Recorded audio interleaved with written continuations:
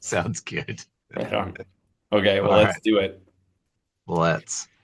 Well, welcome to Building Better by WCP Building Renewal. I'm Stephen Bailey, and this is a series where we sit down with leaders, operators, industry professionals to explore ideas, experiences, and lessons that help organizations perform at a higher level. And today I'm joined by Rhys Green. Rhys has built a career around leadership, culture, operations, and execution, from helping scale organizations like 1-800-GOT-JUNK, You Move Me, all the way to co-founding Trailblaze Partners and helping companies build stronger cultures and more engaged teams. So Rhys has spent years studying what separates good organizations from great ones. And so today we're going to talk about leadership, accountability, culture, execution, and what it really takes to build high-performing teams. So Rhys, welcome to Building Better.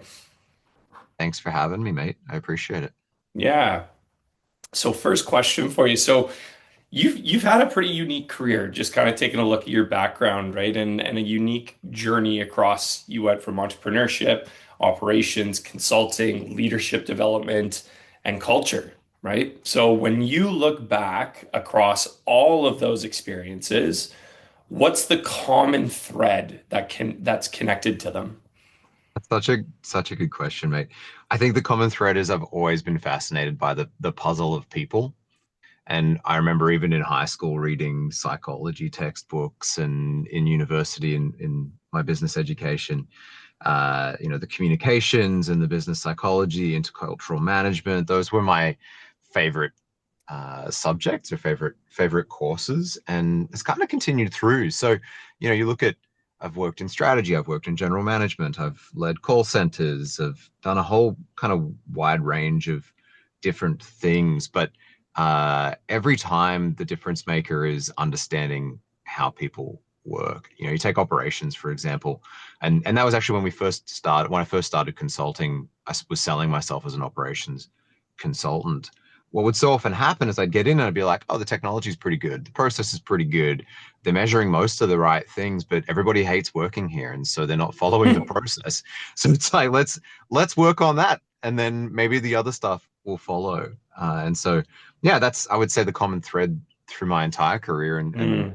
heading into consulting as well. And even what I'm doing now with urban forest landscaping, it's a people and service first business.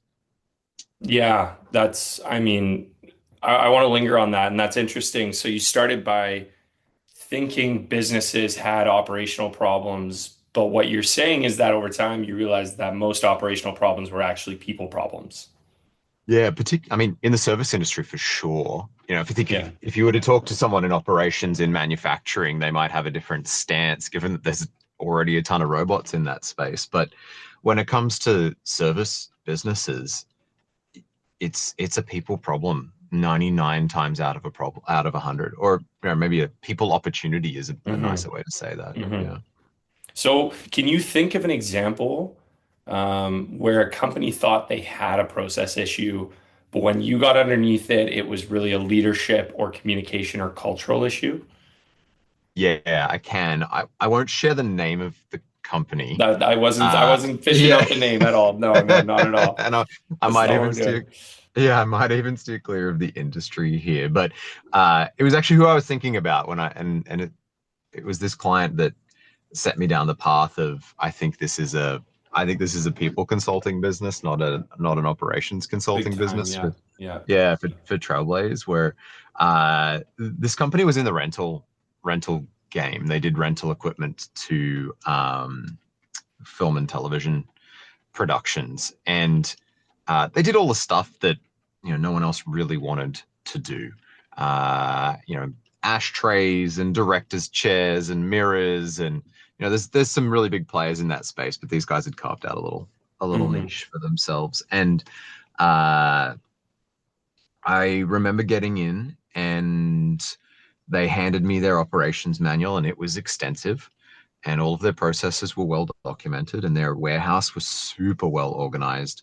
Um, I took a look at their books, and they were bleeding money. Their revenue was hmm great, but they were bleeding money. And yeah, the deeper I dug, the clearer it became that it was stability of leadership. It was the same leader, but very a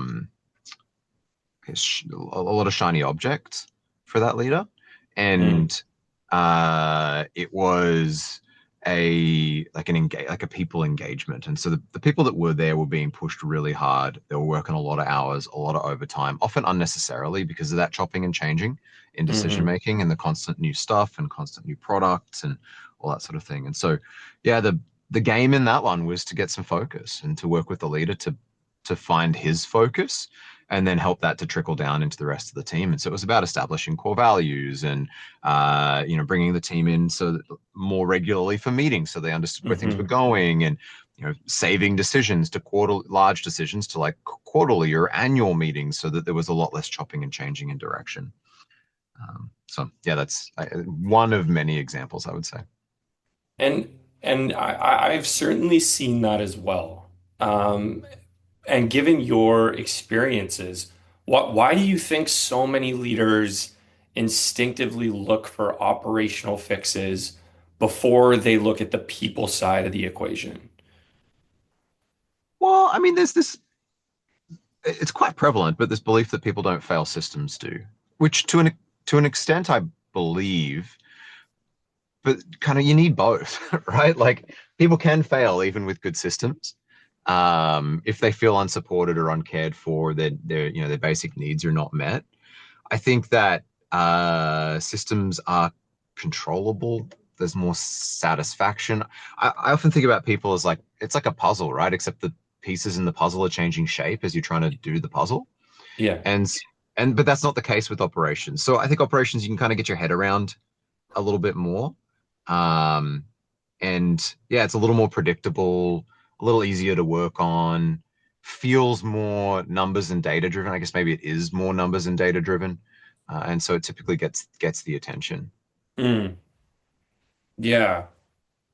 Well, and lingering on that for a sec before we move on, because one thing I find interesting is that, you've obviously now spent years studying leadership, engagement, culture, performance. So when you look across all the organizations you've worked with, what do the best leaders consistently do differently?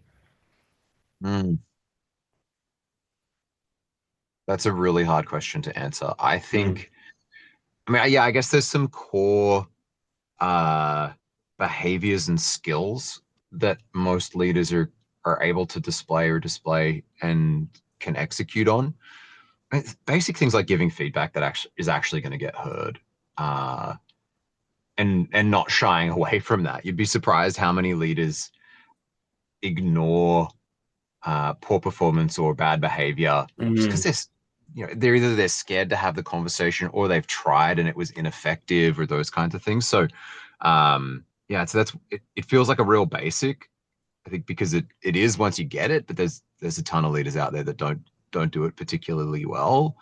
um I think they give their team a clear vision and a place to go and a place to work towards together. It's not necessarily visionary leadership as you would read about it in a textbook, but it's certainly a brighter picture of the future gets painted that the team can buy into and hmm is excited to follow. It doesn't have to be for the organization. It could just be for the team. Supervisors can have a vision for how they want their small part of the business to contribute to the overall whole of the business in 4 or 5 hmm years.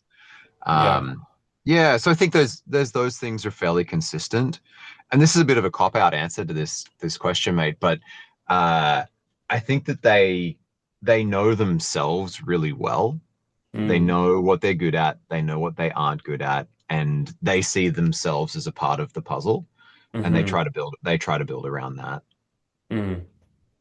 Yeah, I mean, the self-awareness piece, it doesn't come easy to a lot of people. But I mean, yeah, going back to what you said, I think it's funny because, those tough conversations are often the ones people avoid the longest, yet they're usually the conversations that create the most progress, right? So I've heard it said that avoiding a difficult conversation doesn't eliminate the problem, right? It just delays it and it usually makes it bigger. So And I mean, we Yeah. see that like in you see that in the service industry. We see it in the construction project manage or property management. We see it all the time. The issues that become major problems are rarely surprises, right? Usually someone knew there was an issue weeks or months earlier, but no one wanted to have that uncomfortable conversation. So, Yeah, absolutely. Well, yeah, and look, leadership is it's a vocation, right? It's a skill or a technical pursuit like any other that can be developed. I didn't get interested in leadership because I was good at it. I got interested in leadership because I was shit at it. And so, Mm, I that was when I started to kind of study and learn about it and learn some of these skills. So it is something that can be learned and fit around you and who you are. You don't have to change who you are. You just kind of add on to it. yeah. Um, you mentioned the self-awareness piece. There's a self-awareness researcher, Tasha Eurich, and you might want to fact check this later. Just I might butcher some of the numbers in this, but she did a study on self-awareness in the workplace and asked a bunch of people, how self-aware are you? And a huge percentage of the population said that they were self-aware. And then through a series of interviews and surveys, she established that the vast majority of those people who thought they were self-aware were actually not self-aware. They didn't Yeah. actually know how they were showing up. And so, coming back to that giving feedback, like giving good feedback, asking for feedback, integrating it and using it to develop your self-awareness, I think that's like a core trait of a strong leader. Yeah. Yeah. Yeah, I agree. Yeah.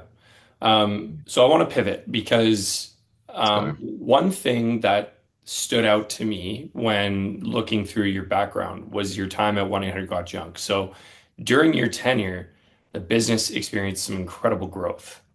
Mm. So, and I think if I'm not mistaken, it grew massively. It went from roughly like 80 million toward like 200 million.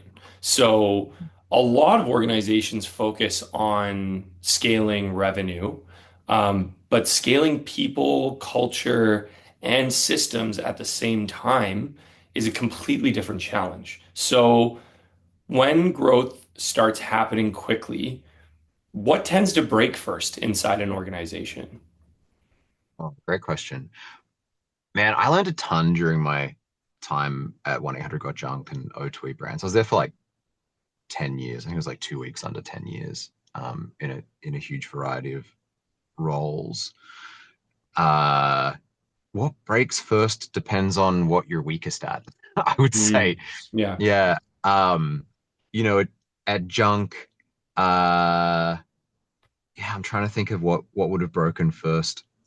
I don't know. I don't know that I have a definitive answer to that. I think that at Junk, it was different to what I saw in other organizations. And at the size of business that 1-800 Got Junk was, even when I joined at that, I think it was like 87 or maybe low 90s. I don't remember the exact number in revenue when I first joined. And I joined as a call center agent, by the way. I didn't join in Mm, any kind of senior role. Um, yeah, the things I think that were breaking were different depending on the part of the organization you're in as hmm well.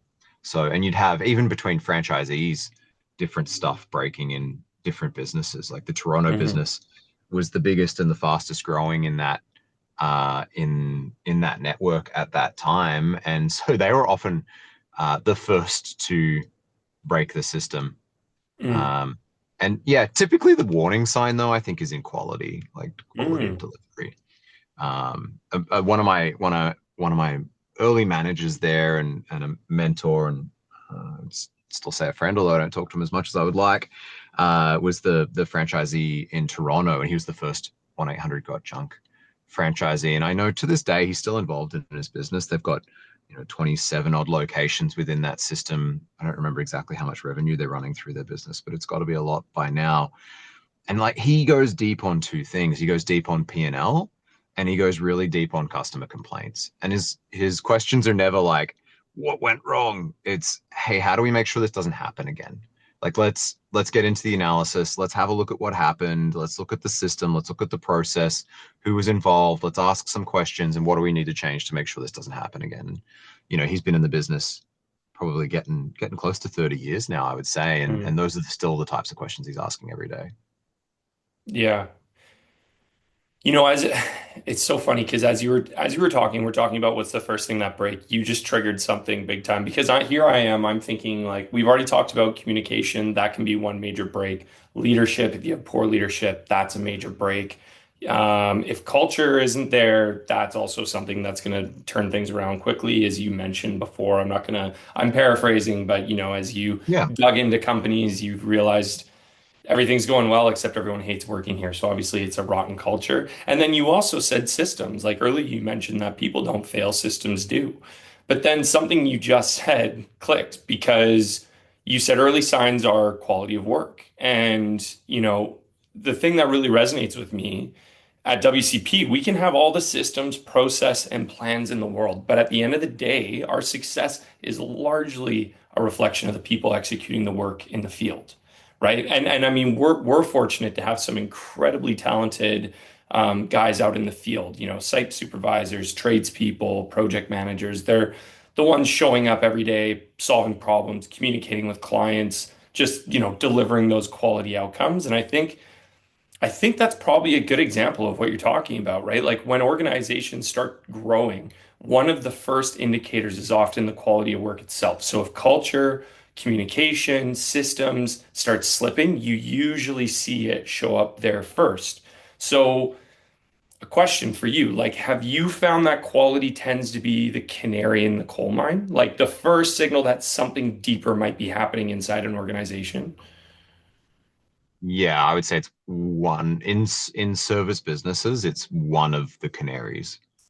Um, yeah. Yeah, an increase in complaints or longer lead times, those types of things are often an indicator that something is amiss. The thing is, these are operational numbers, right? And I think again, you asked that question of like why does ops get the focus? I think because ops is often the place that stuff is most obviously beginning to break down first. Hmm. And and so you go, well, it's an ops. These are ops numbers. It's an ops problem. Let's go solve this ops problem. But it more often than not is ops is not the tail, but it's the outcome of a Right. whole bunch of other processes.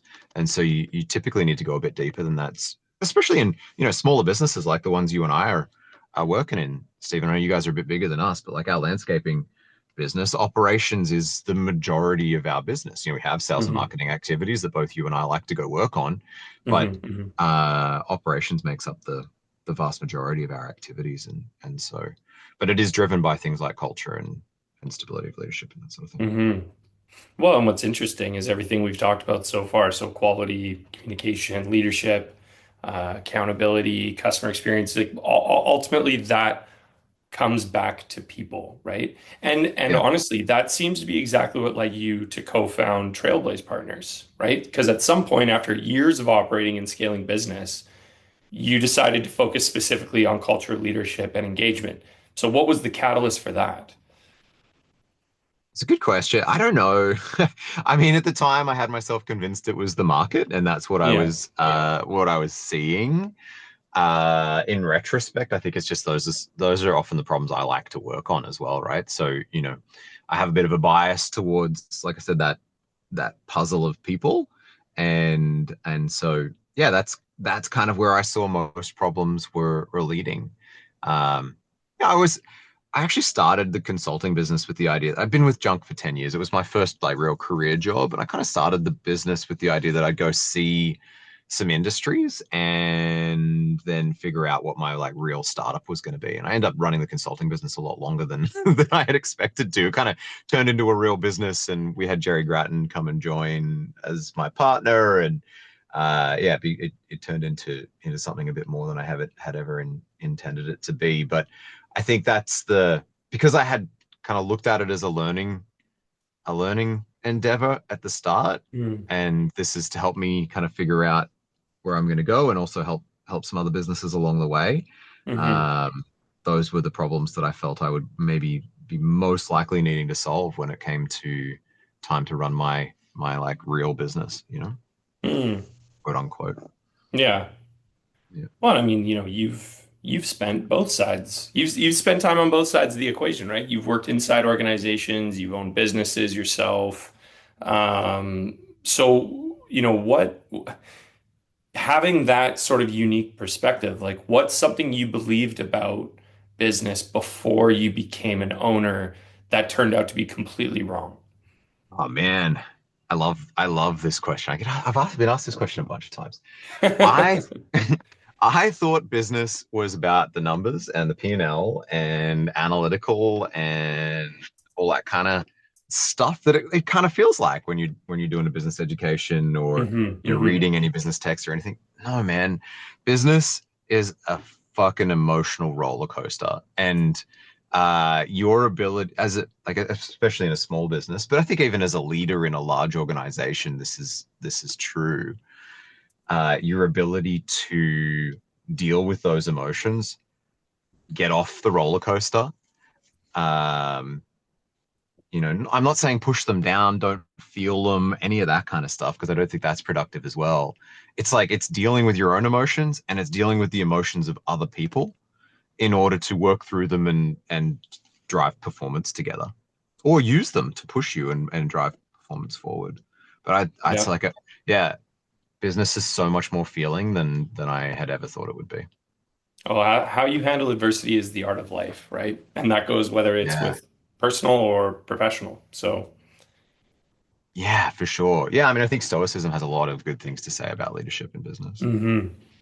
yeah, yeah, absolutely. Well, I mean, it's funny because I think a lot of people get into business believing it's about the strategy, the numbers, the analytics, the execution, right? And it's not to say that those things don't matter, but the longer that I've been doing this, the more I've realized how you can handle adversity, like I said, is really the art of life. So you're going to get punched in Yeah. the face, projects are going to go sideways, clients are going to be upset, people leave, markets change, right? Um, Yeah. and again, the challenge isn't avoiding these moments, it's how you respond to them, right? It's about controlling what you can control. If you can control 80%, that's a good margin to be able to keep in control. The rest of the 20, that's outside of your control, but focus on what you can, right? So, and I mean back to, and I want to linger again because you've got that perspective from leadership, but have you found that the best leaders aren't necessarily the ones who experience less adversity, but the ones who recover from it more effectively? Yeah, for sure. Yeah, Mm, recovering from adversity and like I would talk about mental fitness in this context. yeah. Dr. Karen McNeil is one of my favorite people on this topic. But there's some great books out there too, The Inner Game of Tennis and a few other bits and pieces. But you think about like there's kind of three pieces to your mental state at work. There's mental health, which is, can Mm, I get out of bed in the morning and do the basics? You have kind of resilience, which layers on top of that mental health. It's that buffer. And then you have mental fitness, which is, can I show up at my best on demand? And I think the leaders, the business owners, frontline employees, the ones that are your highest performers, typically are capable of controlling or have some level of influence over their ability to show up at their best on demand. that's right. Yeah, and I mean, a lot of people listening to this are, I would imagine, are going to be property managers, building owners, even contractors, and business leaders as well. But based on that, like if there was one thing that they could do tomorrow that would improve the performance of their team, what would it be? You mean aside from hiring urban forest landscaping to take care of their properties? Exactly. Yeah. Aside from hiring WCP Building Renewal and Urban Forest Yeah. Landscaping to handle all their building restoration needs and their landscaping needs, yes. Yeah, What else could they be exactly. doing? Yeah. Aside from those two really obvious solves to most of their problems, I would say one thing in particular that they could do to improve the performance of their team, talk talk more regularly. So, if you're pulsing daily, you're going to have better results than if you're pulsing weekly. And if you're pulsing Mm, monthly, you're going to have better results if you're pulsing weekly versus monthly. So, it's just like have those check-ins. At 1-800 Got Junk, we did a daily huddle. I remember the first time I walked in and everybody was clapping for every single win. And I'm like, Mm. what the fuck is this an episode of Oprah? This is the weirdest thing I've ever seen. I mean, Australians are a bit more reserved about that kind of thing than Canadians. Eventually I got behind it. But the value in a huddle, in a daily huddle, is that you have this open forum to talk about stuff. Things get surfaced more quickly. You have the walk to the huddle so relationships get maintained. There's a dissemination of results and a refocusing that happens every day when you're doing that daily huddle.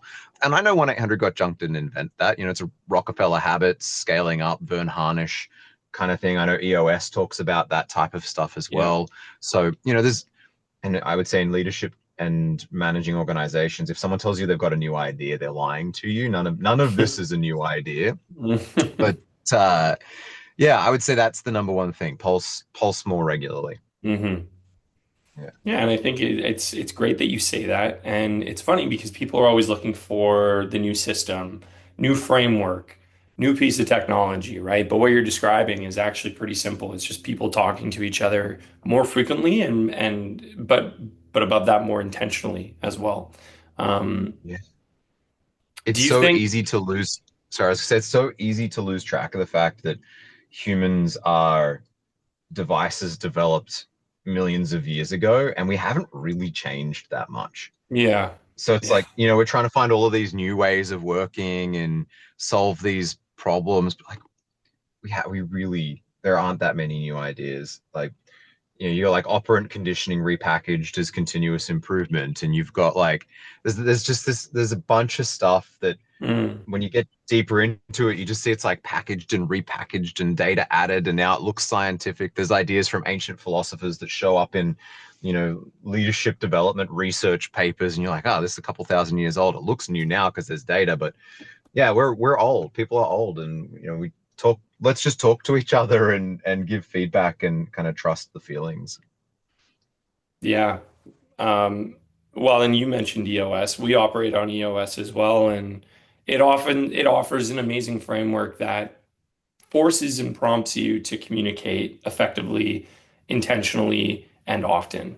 Yeah, And because there will be days on end where I'm not necessarily interacting with someone else in the company because, we're busy doing whatever it is that we may be doing.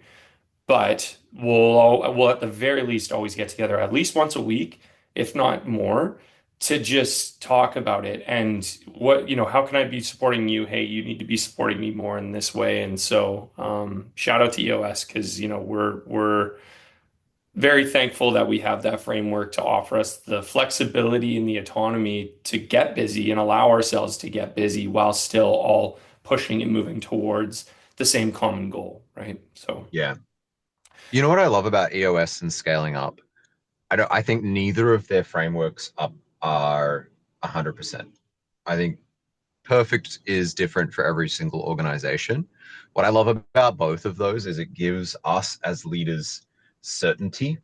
Hmm. And I remember me talking about that story of like chopping and changing direction and that Hmm. kind of thing with that client.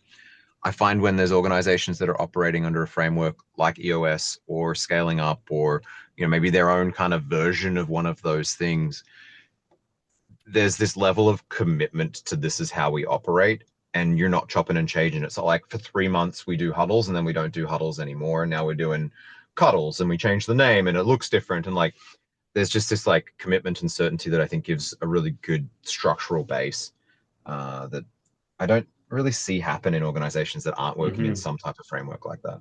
Hmm. Hmm. I agree. I agree. And I mean, I've been at organizations before where, like the common goal was not transparent. And Mm, so that means that your direction is lost in a way, right? Because you keep coming back to this question of like, well, why? Yeah, we're trying to scale. Why? Like what are we trying to do here? Are we scaling for the purpose of just trying to make more revenue and grow and mm, build the team bigger? And is that really something an employee can buy into? Not really. Like let's actually like drill in and the scaling and the revenue and bringing more people on board is the foundation to build us up into the direction of that why. And I think that a lot of organizations don't have that. And whatever that might be. And as you said, it's going to be different across the board, but figure whatever that thing is out because that's what people are ultimately going to buy into. So, Yeah. Yeah, that's an interesting point. I mean, I think like why and big picture vision is all tied back to purpose. And purpose had a real moment a couple of years ago where every organization was trying to find their purpose, and a lot of them were trying to relate it to, something somewhat altruistic and unrelated to money. I don't I don't know. I don't know that you necessarily need a big complicated why. Sometimes the why can just be because it's fun to build shit together. You know what I mean? 100%, It's like 100%. Yeah. Yeah. it's way more fun to grow than it is to be stagnant. Well, I mean, And that's okay. I'll give you two Yeah. examples. In a previous role many years ago, I had a great relationship with a client. I was working at a tech company. Throughout the course of our relationship, I found out that, ultimately what he was trying to do, he was trying to send his son to an Ivy League school, and he needed to be able to rework his systems and to be able to afford that. That was his driving force to everything he did. And I was happy he shared that with me. And I didn't use it against him. I got on the same team as him, right? And it was, okay, let's do that. Let's work together to make sure that your son can go to an Ivy League school. And I think he did. I think he went to Yale years later, and this was after I had left. And I remember keeping in touch with him and mentioning that to him. I was like, "Hey, you did it, and like, good for you." And that was his why. And then I had another, I had another client more recently. I want to get a boat, and I was like, "Perfect, Let's let's get do on it. board. Let's get on the same team. Let's get you a friggin' boat, man." So Yeah. anyway, It um, is funny, isn't it? We're so reluctant to share our wants and our dreams and our actual why yeah, for whatever reason, but often often people will buy in pretty quickly.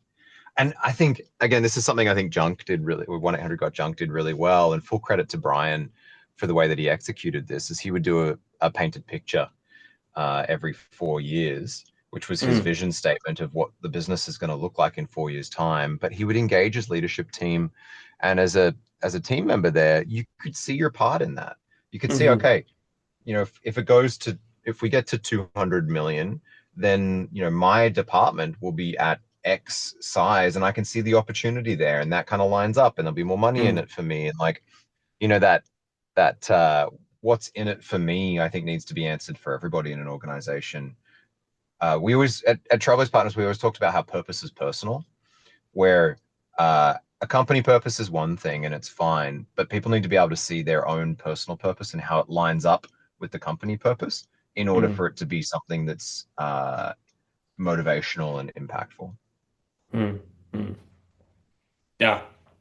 Couldn't have said it better myself, Rhys. So I know we've now gone over the promised 30-minute structure that I said to you. So I do appreciate you hanging in there with me. But as we start to wrap up, we've covered a lot in a short period of time. We've covered leadership, we've covered culture, we've covered growth. Communication was a big piece, entrepreneurship, right? Team performance. If and this is a hard question because I don't even think I could answer this, but if you had to boil it all down into one principle consistently led to better teams and better outcomes throughout your career, what would that be?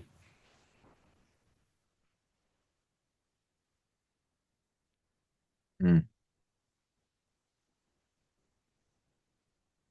I'm also thinking of an answer because I don't know that I can answer that either. That's a tough So question. it's a tough question, man. Yeah, I'm going to rely on editing here as I think it through. I think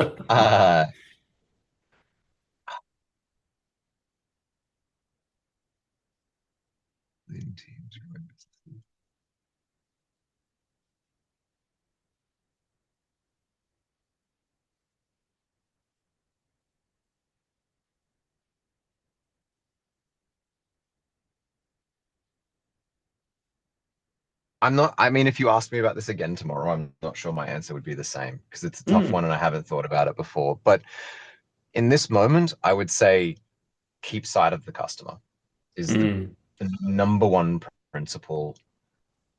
Whether you're a sysadmin in in a large IT team in a $1 billion company, or a small business with 4 people who's talking to customers every day.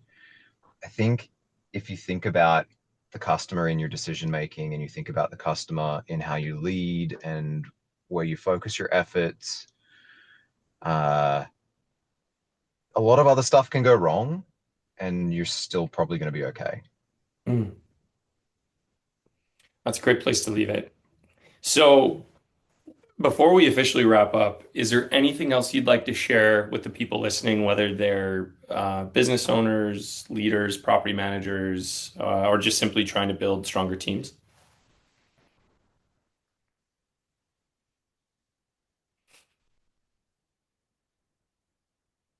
Uh, I would think, yeah, I'd say it's hard. It's all hard. Leading teams is hard. Building businesses is Mm, hard.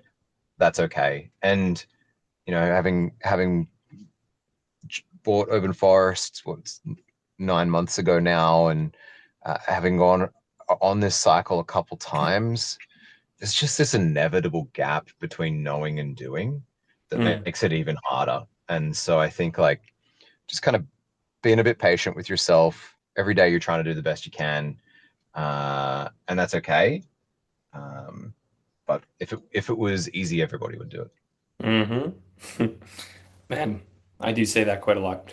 So, Yeah, me before I too. let you go, and for anyone listening who's interested in learning more about what you're building, what's keeping you excited right now? What are you focused on, and where can people learn more? I'm focused on urban forest landscaping. That's what's keeping me excited. I have a great team. Patrick is our GM. He's a Red Seal horticulturalist. Chris is our ops manager. We've got some really good supervisors, some great sites, and we're growing really quickly. And so that's where, like, 100% of my focus is right now. And I'm excited about what this business could look like in 4 years and how many Mm. great sites we could be supporting by then. Likewise, I'm excited to see where Urban Forest goes. They've got a great leader at the helm. So, Rhys, great conversation. One thing that really stood out to me while we started talking about business performance, we kept coming back to people, right? So whether that's scaling a company, if it's building a culture, navigating adversity, um, creating high performing teams, right? Like the common thread seemed to be how people communicate, connect, and how they can work together. So thank you for sharing your perspective and your experience. Thank you to everyone tuning in to Building Better by WCP Building Renewal. If you'd like to connect with Rhys, or just learn more about urban forest landscaping or anything else he's got going on, we'll make sure that we include links alongside this episode. But thanks again for listening. We'll see you on the next episode of Building Better. Rhys, thanks so much. Thanks, David.